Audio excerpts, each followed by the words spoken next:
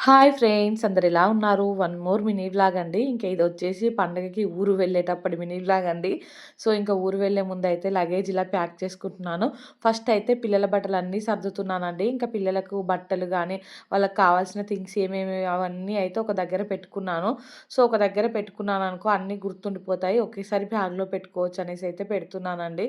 ఇంకా ఎప్పటివప్పుడు సెల్ఫ్‌లో తీసి పెట్టాననుకో అంటే సగం పెడతాను, సగం మర్చిపోతాను. సో, అందుకనేసి ఫస్ట్ అన్నీ ఒక దగ్గర పెట్టుకొని తర్వాత అయితే బ్యాగ్‌లోకి సర్దేసి ఇంకా బ్యాగ్ అయితే పక్కన పెట్టేసానండి.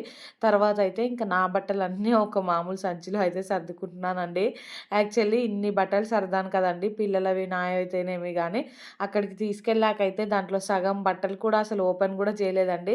వాడిన బట్టలే వాడాను. ఇంకా కింద అడుగునున్న బట్టలైతే అలానే వదిలేసాను. ఇంక ఇక్కడ లగేజ్ మొత్తం ప్యాకింగ్ అయిపోగానే తీసుకెళ్ళి కార్‌లో అయితే పెడుతున్నానండి. మా పిల్లలకైతే ఊరు గాని, ఇంకా ఎటన్నా కార్‌లో జర్నీ చేయడం అంటే భలే సరదా అండి. ఇంకా రెడీ అయ్యి ఎప్పుడెళ్దాం, ఎప్పుడెళ్దాం అనేసి వెయిట్ చేస్తూ ఉన్నారు. సో, నేనైతే ఇంకా మొత్తం అన్నీ తీసుకొచ్చి కార్‌లో అయితే ప్యాక్ చేసి ఇంటికైతే బయలుదేరిపోయామండి. 8 మంత్స్ అవుతుందండి నేనైతే మా మమ్మీ వాళ్ళ ఇంటికెళ్ళక.